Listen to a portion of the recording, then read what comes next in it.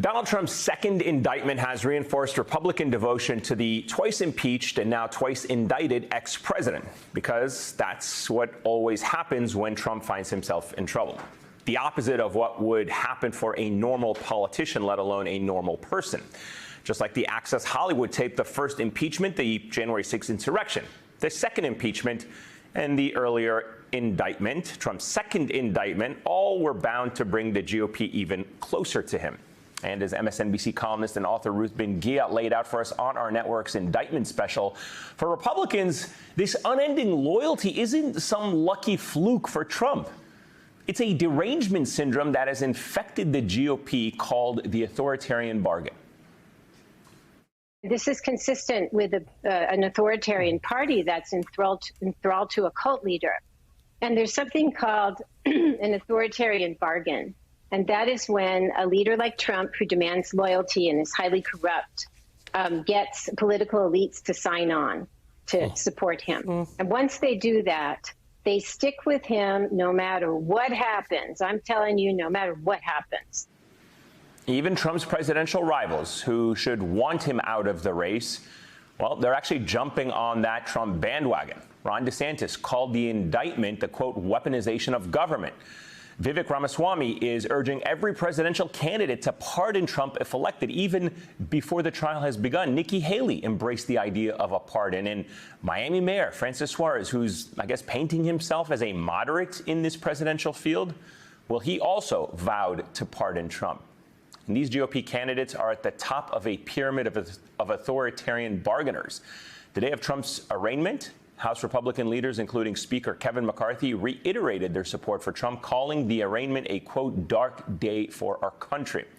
For McCarthy, he is just doubling down on the man who he embraced only weeks after the insurrection, because for these people, they still see political value in being tied to Donald Trump.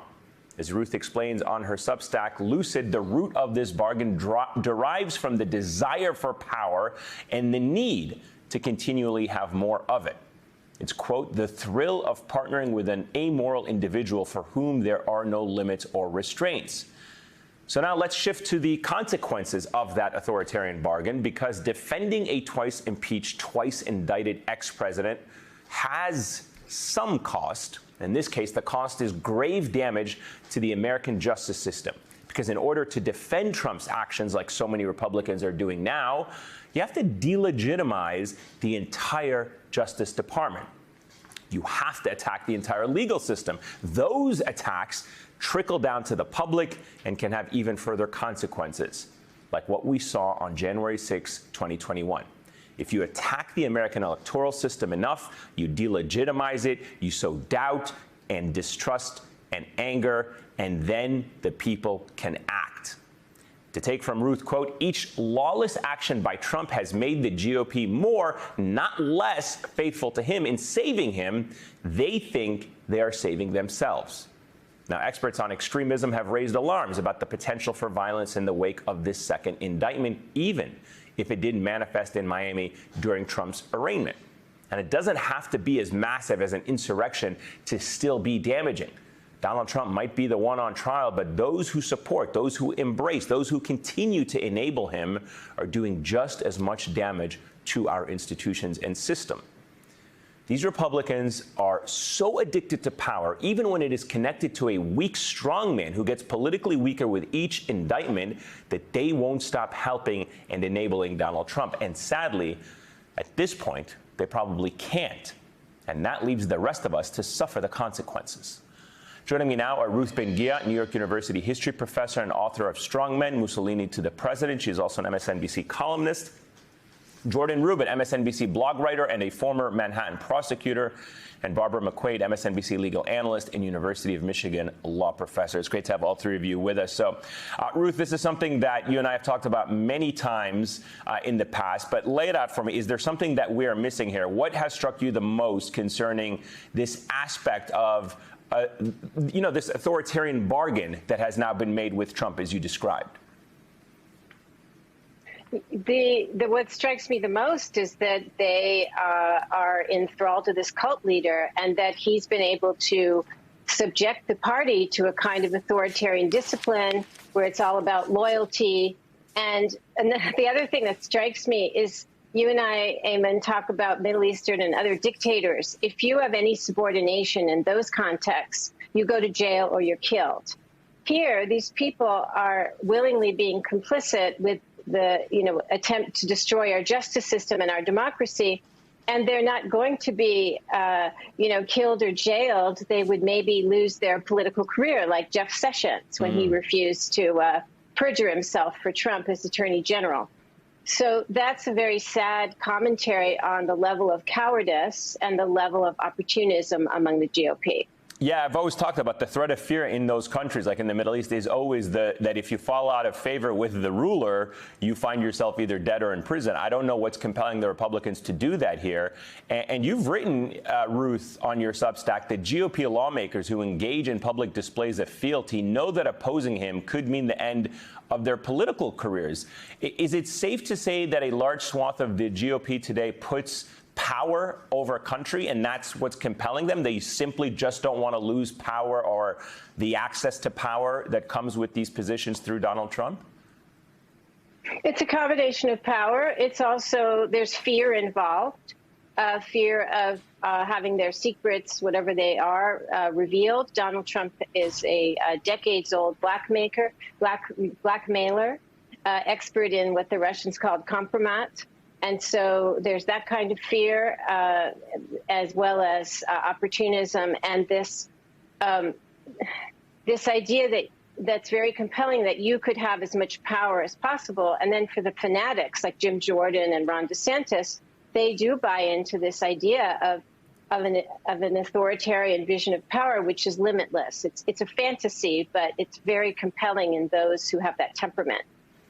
Barbara, talk us through how the rhetoric and the danger of that rhetoric can actually undermine our confidence in the system. I mean, we now have, and I guess you could look at the elections as the best example, when you've had this systematic targeting of our electoral system, claiming fraud when there was no fraud, claiming rigged election when there was no evidence of it being rigged.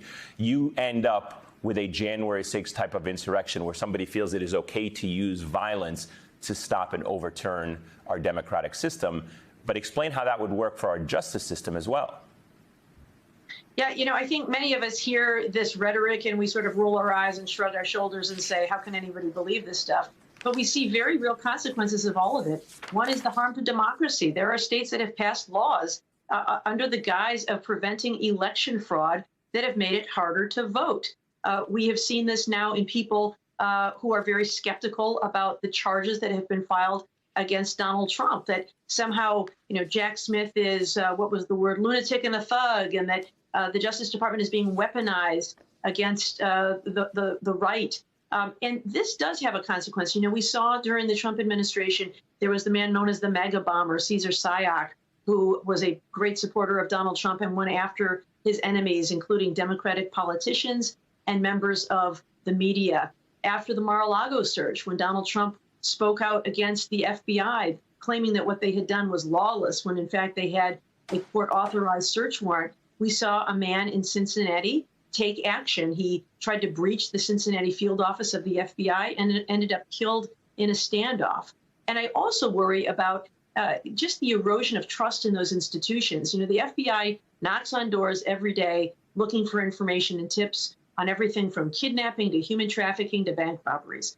And if they are told again and again that they are corrupt, people in the public are going to slam the door instead of opening it and helping them. When we're asking members of juries to believe the testimony of FBI agents at trial, I worry that their testimony will not be believed when they hear again and again how corrupt.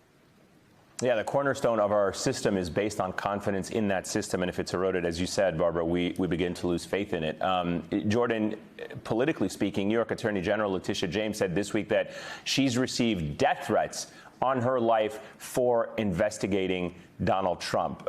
These attempts to delegitimize the justice system, as Barbara laid out, they undermine the entire process, but they also have real-life consequences for the people who serve in these positions of accountability and governance.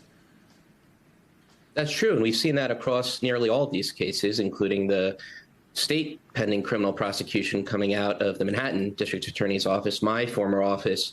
But one good thing about all of this is that once you actually get into court, you have to deal with the actual truth of the allegations. And all this stuff that's happening outside of the court, it's still important. It doesn't completely fall to the wayside, but when you have someone like Trump who is stirring all this up outside of the court, having to actually be confronted with the facts that are alleged can be an incredibly powerful thing, and to some degree an antidote to some of the concerns that we're all rightfully worried about going on outside of the courtroom.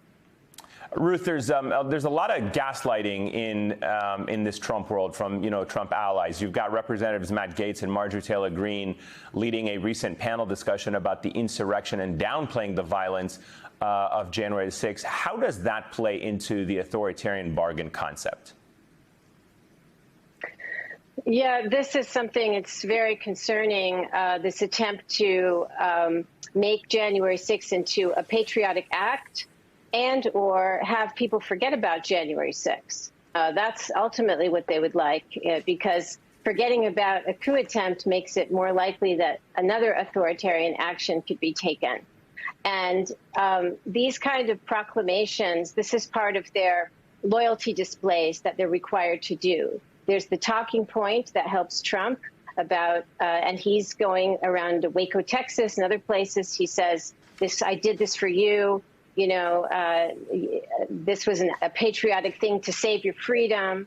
And they all are required to kind of, circulate those talking points. So every time we see one of them out there, they may be fanatics who believe this too, but the cult of Trump requires that his version of reality be continually reinforced every day. Let's talk about some of the specifics of this documents case, Barbara, and it's important to keep having this conversation. I know sometimes it sounds like we're a broken record, but as long as the right and Trump keep exploiting it, I feel like it is our duty to keep talking about it. You've corrected the record on Trump's comparing his case to the Bill Clinton's socks case or others. Clinton's personal tapes, which he kept in his sock drawer, qualified as his personal diaries, whereas Trump hoarding sensitive national security information, possible attack plans and counterattack plans, that is not his personal property. Yeah, they couldn't be more different. The Presidential Records Act passed after Watergate defines what is a presidential record. And it says some things are presidential records, which are documents created by the president or for the president for the use in his official duties. And then it excludes some other things. It talks about personal records, like diaries and journals. And a court in a Freedom of Information Act case against Bill Clinton ruled that his recorded interviews were diaries or journals not subject to the Presidential Records Act.